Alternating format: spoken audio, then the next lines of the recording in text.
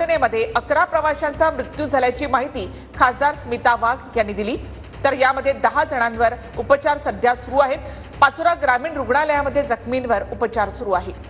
जखमींच्या उपचारासाठी डॉक्टरांची टीम देखील तैनात करण्यात आलेली आहे, तर अँब्युलन्स देखील घटनास्थळी सध्या रवाना करण्यात आलेले आहेत। आतापर्यंत 11 प्रवाशांचा मृत्यू झालेला आहे, तर 10 प्रवासी हे जखमी झालेले आहेत। वैद्यकीय टीम जी आहे ती कशा प्रकारे सज्ज आहे त्याची ही दृश्य आपण पाहतोय। पाचोरा ग्रामीण रुग्णालयात जखमींना सध्या भरती केलं जातंय।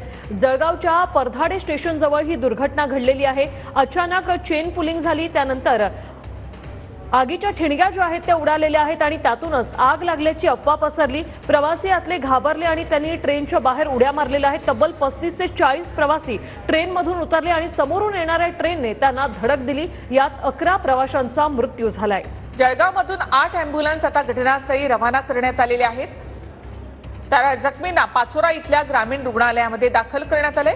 पुष्पक एक्सप्रेसमधून प्रवास करणाऱ्या प्रवाशांनी टीव्ही9शी देखील संवाद साधला आणि एकूणच ही कशी घटना घडली या संदर्भात त्यांनी माहिती दिली आहे।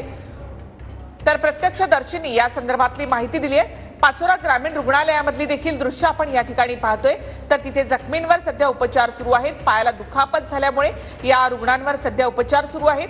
तर दुसरे दृश्य आहे त्यावेळेला पुष्पक एक्सप्रेस आणि बंगुरे एक्सप्रेस या ठिकाणी थांबल्यानंतर प्रवासी गाडीमधून खाली उतरले होते आणि ट्रॅकवर उभे होते, त्यावेळेची ही दृश्य आहेत। आता या दोन्ही गाड्या या ठिकाणाहून रवाना करण्यात आलेल्या आहेत। तर मंत्री गिरीश महाजन आता घटनास्थळी दाखल झाले। चाय वाला बेचने वाला बता दिया कि आग लग गई है। ट्रेन खड़ी थी, उसमें में से सामने भागना चालू कर दिए। फिर वहाँ से ट्रेन आ गई, तो ट्रेन जो अगर पूरी डब्बा पास कर देती पुष्पक रंगीलाल को देख रहे हो? रंगीलाल मिले थे तुम्हारा बोला तो बोला भाई नहीं मिले। फिर जो 3 डब्बा खाली इंजन से पास किया था तब 40 आदमी कटे थे। अगर पूरी पास कर देता तो पूरी जितना जनता थी ना सबके सब चले जाते। ऐसे आप कहाँ से भैया? लखनऊ से ऐसा। तो गाड़ी रुक गई थी क्या? गाड़ी रुक गई थी? हाँ, ये पुष्पक रुकी थी मगर वो वाले तर प्रवाशांनी या संदर्भातल्या प्रत्यक्षदर्शींनी नेमकं काय घडलं याची माहिती दिली आहे। यामध्ये पुष्पक एक्सप्रेस कशी थांबली या संदर्भातली माहिती प्रवाशांनी दिली।